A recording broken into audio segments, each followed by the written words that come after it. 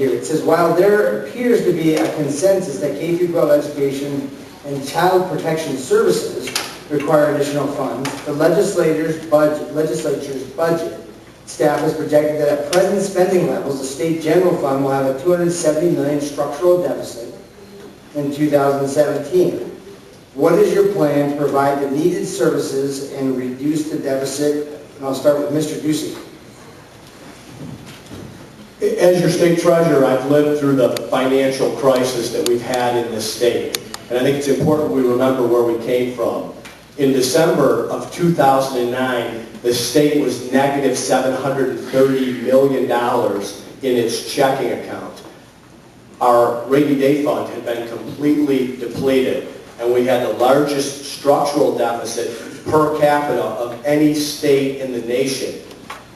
And that's really saying something in this nation, because there's some states that aren't really very well run. Fast forward to today, we have $2 billion cash in that once empty checking account. We have $454 million in a reserve account earning interest. The permanent land endowment trust fund is at an all-time high. So by any record of good management, total state assets are in better condition today and growing faster than they were 4 short years ago. Our current governor came into office at a time of real crisis and had to dig us out of this financial hole, along with a pretty good legislature that we had down there. The next governor comes into office at a time of great opportunity. That's why you hear me talking so much about the economy. There's no substitute for fixing the budget like a booming, growing economy. We had tax revenue collection that surpassed $10 billion in 2006 because the economy was growing. I think we've got a great state. We've got a great place to live, work, play, recreate, retire, and get an education. We need a governor that can lead on these issues, drive Arizona's economy, communicate who we are to the other 49 states, and then do the proper things to restrain the size of government, restrain the spending, and restructure our government. Everybody in this room and every small business has tightened their belt over the last decade. What's the one entity that just continues to grow and grow and grow? It's government. Have you ever seen a picture of the organizational chart of our government? All the boxes and departments and agencies. We can streamline that. I'll grow the economy, I'll control the spending, and I'll streamline our government, and we'll fund and resource what's needed and necessary in the state of Arizona. Well, we've got some very real and significant fiscal challenges. The reason we're going to have this structural operating budget deficit is we've run out of one-time, one-off accounting techniques, like selling off state properties, leasing them back, and then being forced to buy them back from investors 20 years from now, making the taxpayer pay for those state assets a second time over after the investors have made $616 million, pledging future lottery revenues, sweeping funds, all, again, to balance the budget and pay for operating costs. We also have, I'm glad to know we have some reserves as a state because we have long-term structural debt, over $1 billion. So we need true reform. I'm going to do two things to directly answer the question.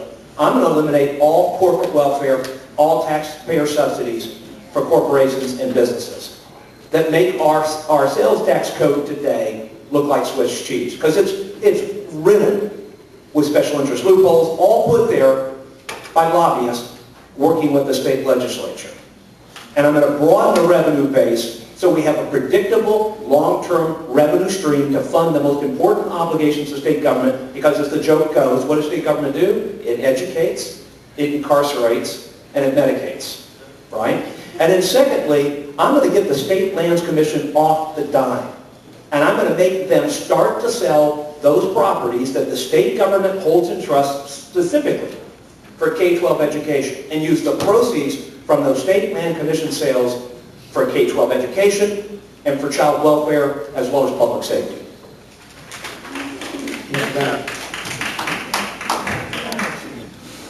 The long-term solution to Arizona's fiscal challenges is growing the economy. Because right now what's happening is the economy is growing just about at the same rate as the spending continues to grow. In last year's budget, about $8.4 billion was coming into the state's general fund. but we were unfortunately spending about $8.8 billion. This year, the budget that was just signed by the governor, they expect that the revenue will have grown to about $8.8 billion, but the spending level was raised to $9.2 billion. So another second year in a row of almost $400 million more of spending than what's coming in from the revenue. We've got to grow the economy so that that number is coming back. The revenue that the state's receiving today still lags behind what the state received in 2007. One of the things specifically that we need to do is restructure our tax policy, not only to incentivize that growth, but to make sure that the revenue coming to the state flows with the economy instead of what we have right now produces, when the economy ticks up a bit, the revenue coming into the state skyrockets. In 05 to 6 and 6 to 7, we had almost 18 to 20% growth year over year, 2 years in a row. And that's what led Governor Napolitano to think, oh, that's just going to continue forever. And she kept raising the spending the very next year, the year after that, and left Al and the governor and others with about a $3.5 billion deficit. We need to have a revenue system that comes to the state that when the economy does this, the revenue coming to the state does about the same, not skyrocket and make you think you have a whole bunch of money. The opposite is true, though. When the economy ticks down like it did, 10%, we lost 300,000 jobs, the state's revenue dropped by almost a third.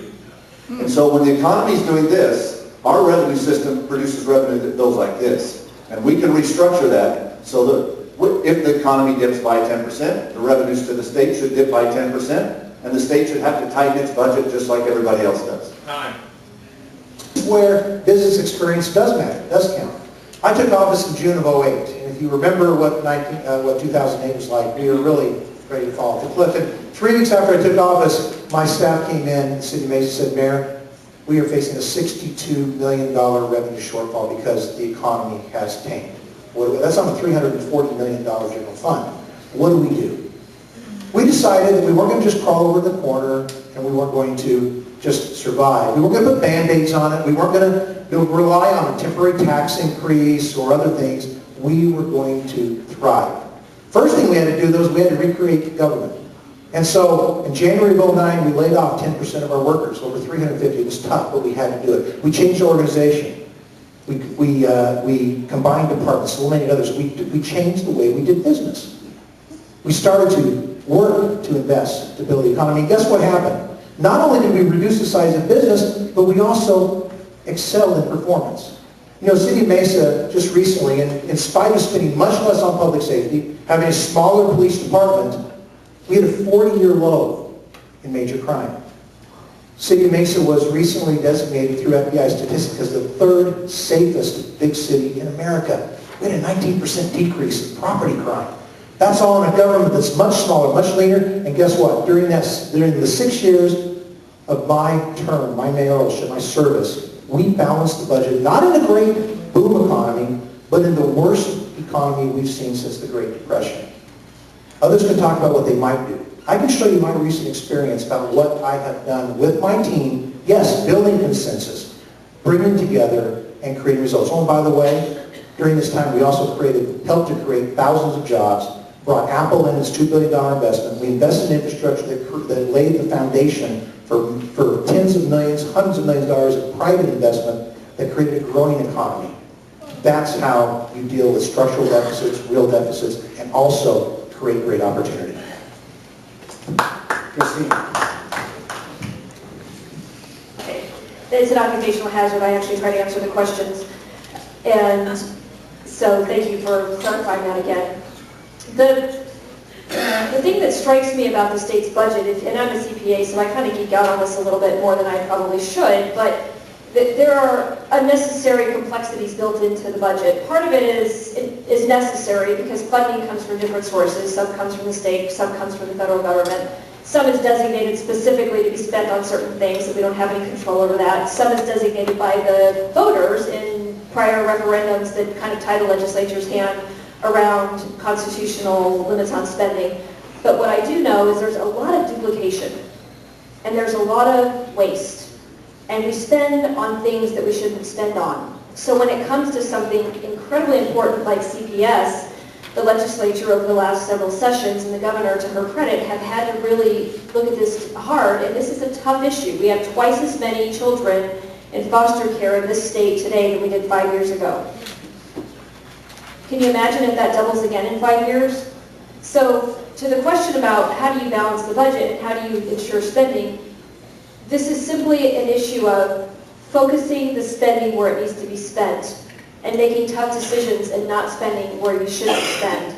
But to the issue specifically about CPS, and this is a very, very significant issue to me. I spent 10 years of my life and my personal time advocating for child protection legislation with Congress, which was not getting anything done. This is something I have looked at a lot for more than a decade. And when you have 150,000 calls coming into the CPS hotline, you need to ask more than how are we going to fund and how are we going to hire more people. What you should be asking is why? What's going on upstream that's causing 150,000 phone calls to come into that hotline center every year? Why are children being abused? Is it because their parents don't have jobs? Is it because we're putting them in wrong situations? Is it because we can't find permanent homes? Let's ask why. Let's take more of a thoughtful approach to budgeting and balancing the budget as opposed to just random numbers on a piece of paper or a spreadsheet. Let's say, what's going on in the lives of these kids? And let's try to solve that so we can spend less and make their lives better. Years where the others weren't. The criticism, the observations about our budgets over the last 6 years are coming from the arena, not coming from the bleachers, not the arena. I was in the arena. I have a 6-year conservative voting record, and I stand by each and every one of those votes. Those budgets that were passed were with the leadership of Russell Pierce, the father of SB 1070, our current Senate President, Andy Biggs. I stand by each and every one of those votes and those budgets. The fact that it's not perfectly balanced is due to the fact that we have some, and I'll use the word, rhinos in the Senate and the House. And I urge each and every one in this room to vote for the most conservative person you can in the upcoming election to make sure that we can get good conservative Republican budgets passed. We couldn't do that this year. Medicaid expansion was passed when a busload of rhinos joined the Democrats and forced that upon us. Look at their voting records, vote conservative. But I will stand by a Russell Pierce, Al Melvin, Janet Brewer budget any day and put it up against a Bennett Napolitano budget or the criticism coming from the U.S. House of Representatives and California. I will put, we don't need that kind of advice to balance our Arizona budget. I know good things are ahead, they're already starting, and I stand by the budget that we have now and every one we passed in the last 5 years. Thank you. Alex. So I started to remember where, but our founders designated 2 sections in every community, one to government and one to education. And I wonder, as I see education get more and more diluted and spread out, and the idea of drawing all of these educational facilities to the same location. All government facilities and personnel to the same location within the city. You know where to find them. You know where they are. Older students being responsible to younger students. It was a fact in Lincoln's day that those educational facilities were held together. And someone to answer to, a face to answer to, people to answer to. And so you have to wonder with the number of foundations that our charter schools have created, what would it be if we just brought them all back into our own management? Doesn't mean we can't teach Montessori, we can't teach these priorities that these individuals have, because some of those are really good teaching methods, but to bring them back into the same grounds, and would we, the cost, and there's some ways I have encouraged that's a good way to preserve cultural language for the native tribes, which I think is really important, their culture and languages. But to re-examine some of the practices that we're being inundated with, that if we can provide these educations in a same location within a community and keep them all together, our costs are going to come down. Our costs are going to be manageable. There's lots we can do without changing what we spend.